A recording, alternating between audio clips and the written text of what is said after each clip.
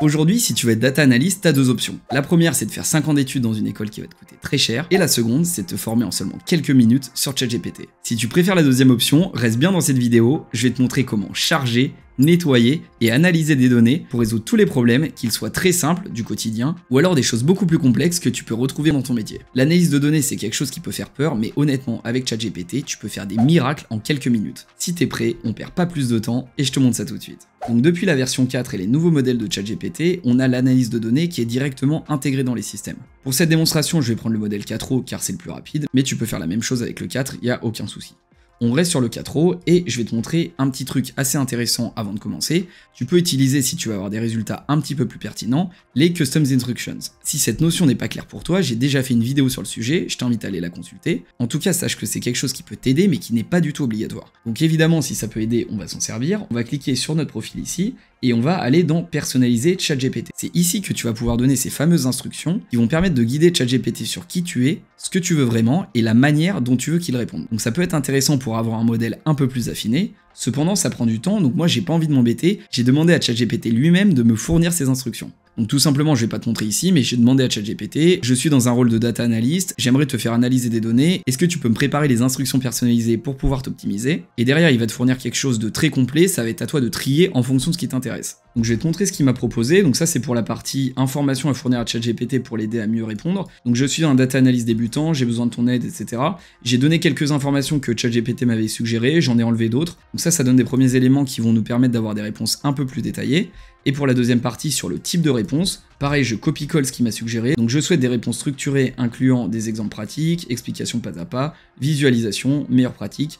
Et je préfère donc des réponses concises mais complètes, avec une orientation pratique pour appliquer directement les concepts dans mon travail quotidien. Là, j'ai décidé d'orienter ChatGPT dans un sens particulier. Tu peux totalement faire différent. Si tu veux des choses beaucoup plus complexes, tu peux lui demander. Si tu es un vrai débutant et que tu veux des choses au contraire très simples, tu peux également. Bref, c'est à toi de le définir. Tu peux t'aider de ChatGPT, ou alors tu peux ne pas te servir des instructions personnalisées, et honnêtement, ça marchera aussi très bien, donc pas de souci.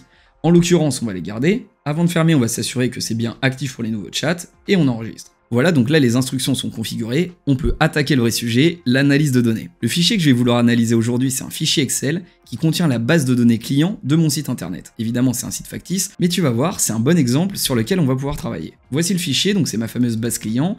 J'ai un certain nombre de personnes, une centaine, avec leur âge, le sexe, leur ville, leurs revenus, le produit qu'ils ont acheté sur mon site, le montant de leur achat et la date de l'achat. Là, en l'occurrence, on a un fichier Excel, mais ChatGPT peut analyser une multitude de fichiers. Que ce soit du CSV, de l'Excel, un PowerPoint, des fichiers texte, bref, tout ce que tu veux, il n'y a pas vraiment de limitation en termes de format, et ça, c'est très cool. Si je retourne sur mon fichier, donc, je vais le télécharger en cliquant ici, télécharger. Je peux décider, comme je te l'ai dit, de le télécharger en format Excel ou CSV, peu importe. Je vais le conserver en Excel.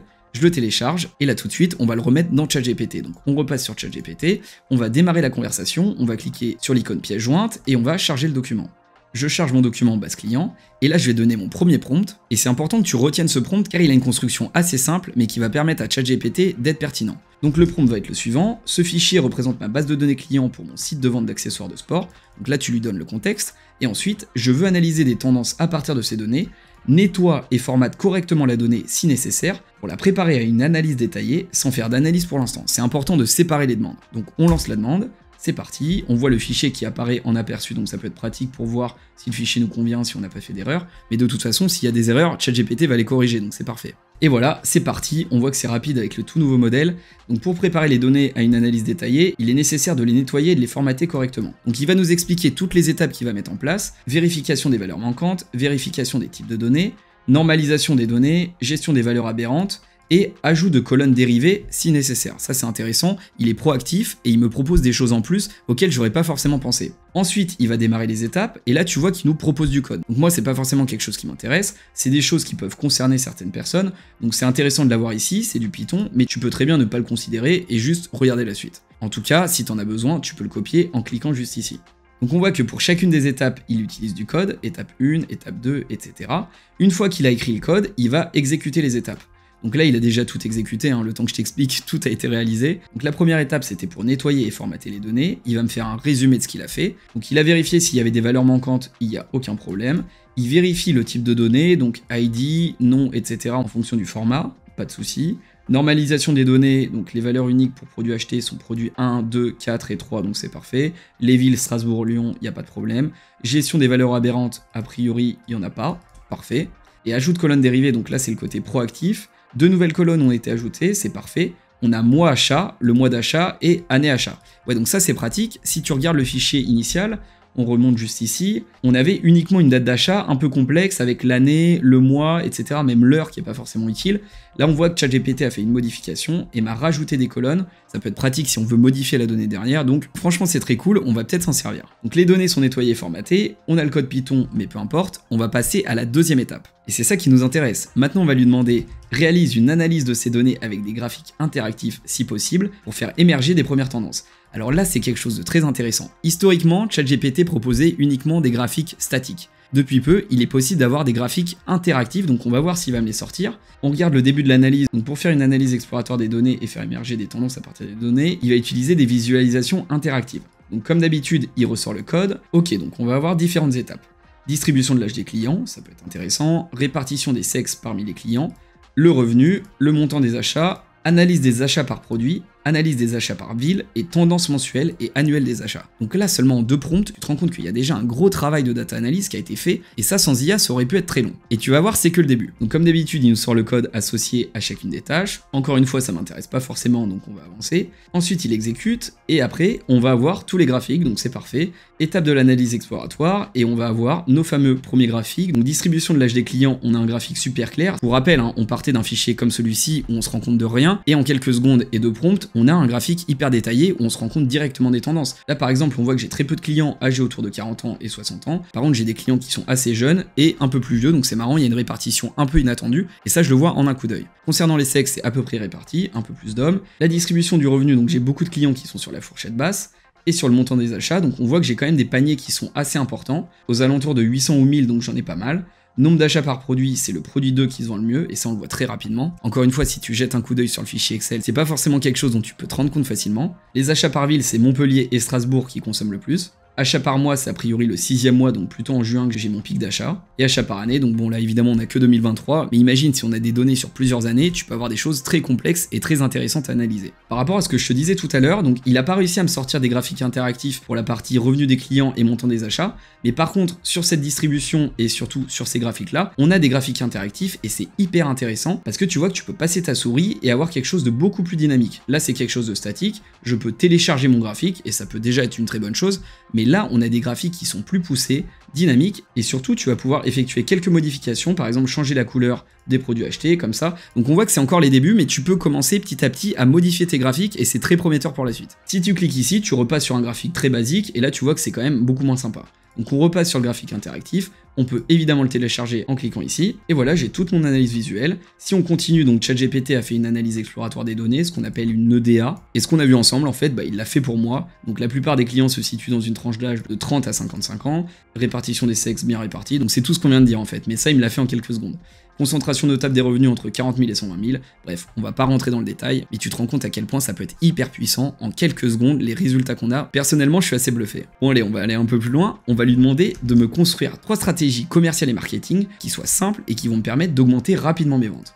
Donc on va lui demander de réanalyser tout le contexte, parce que c'est important de lui redire de prendre en compte toute la base de données. Et là on voit qu'il récupère l'analyse qu'il vient de faire, et derrière il va me faire des suggestions de stratégies commerciales et marketing. Donc par exemple, qu'est-ce que je peux faire pour augmenter mes ventes? Et bah forcément je peux me concentrer sur l'âge et le revenu par exemple, donc avoir des campagnes de pub qui sont spécifiques sur des clients de tel âge à tel âge en fonction de tel ou tel revenu. Et ça c'est en fonction du contexte qu'il a analysé juste avant. Ce que je peux faire aussi, c'est me rendre compte que j'ai tel ou tel produit qui est plus populaire qu'un autre. Donc par exemple, faire des campagnes spécifiques sur les produits les plus populaires. Il me suggère d'ailleurs de faire des bundles de produits, donc des packs de produits qui vont mixer par exemple un produit populaire avec un autre. Donc ça c'est des choses qui sont intéressantes. Donc c'est important de lui demander de réanalyser les chiffres parce que parfois il peut ne pas prendre en compte l'ensemble des données. Donc je lui ai précisé de tout réanalyser, et là donc derrière il a refait une analyse détaillée avec les achats par produit, achats par ville, etc. Donc ça c'est des choses qui sont présentes dans le fichier.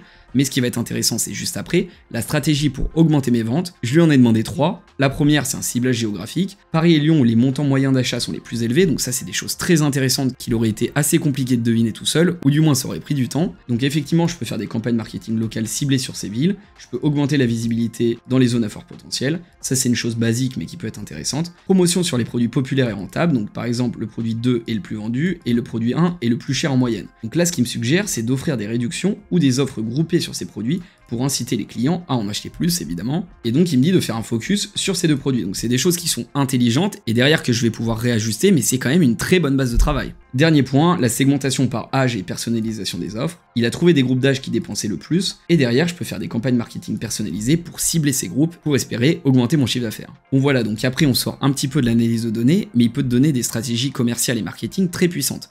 D'ailleurs, s'il y a des choses qui peuvent t'intéresser, tu prends la stratégie qui te semble le plus pertinente, tu la sélectionnes comme ça, tu vas pouvoir citer cette stratégie, la reprendre, et derrière, si celle-là t'intéresse particulièrement et que tu comptes travailler dessus pour la semaine prochaine, tu vas lui dire « Détaille-moi cette stratégie avec un plan d'action sur une semaine sous forme de tableau », parce que moi j'aime bien la forme de tableau, je trouve ça plus pratique. Derrière, en quelques secondes, il te sort le tableau avec ton planning pour la semaine. Si tu veux développer cette stratégie, c'est parfait. Donc le lundi, préparation des offres, création des supports marketing, le mardi, lancement des campagnes et envoi de newsletter, etc., etc. On va pas rentrer plus dans le détail, mais tu te rends compte à quel point c'est fou. En 3 prompts, je suis passé du nettoyage, formatage de données, à une analyse de données assez poussée, et derrière, les stratégies marketing, et même mon planning pour la semaine. Franchement, en temps normal, c'est des choses qui peuvent te prendre énormément de temps. Là, c'est hyper poussé, et surtout extrêmement rapide. Avec la version 4.0, j'ai même pas le temps de t'expliquer, tout est déjà rédigé, c'est incroyable. Voilà, je voulais pas faire quelque chose de plus long parce que je voulais seulement te montrer les grands principes sur l'analyse de données. Souvent, c'est des choses qui peuvent faire peur. Tu dois te dire, ouais, il faut faire des choses assez complexes avec des scripts en Python, etc. Pas du tout. Tu charges ton fichier, quel que soit le format à la limite. Ça peut être du CSV, de l'Excel. Même s'il y a 2-3 problèmes, tu peux avoir peur que le fichier soit pas propre. Bah, ChatGPT peut le nettoyer à ta place en quelques secondes, encore une fois. Derrière, tu peux lui poser toutes tes questions. Tu peux l'orienter sur telle ou telle thématique. Et là, je t'ai montré un cas précis d'une base de données client pour un site internet. Mais tu peux imaginer tous les cas d'usage. Et même dans tes tâches quotidiennes ou même pour t'aider dans ton travail, que ce soit en marketing, en commerce, en tout ce que tu veux, je suis sûr qu'il y a énormément de choses que tu vas pouvoir tirer de cet outil. Si tu essayes d'appliquer ce qu'on vient de faire sur les cas d'usage que tu rencontres régulièrement, tu vas gagner un temps fou tous les jours, ça tu peux me croire. Voilà, donc si la vidéo t'a plu, ce que tu peux faire c'est mettre un like, comme ça je verrai directement s'il faut faire un épisode 2. Je pense qu'il y a encore beaucoup de choses à dire sur le sujet. Si tu veux m'aider, tu peux t'abonner, ça va m'aider énormément. En plus c'est les tout débuts de la chaîne, donc c'est d'autant plus important. Si t'as des questions ou des suggestions pour améliorer le contenu, bah tu me dis tout ça dans l'espace commentaire juste en dessous. En tout cas, c'était un vrai plaisir de faire cette vidéo, et je te dis à la prochaine pour une nouvelle vidéo autour de l'IA.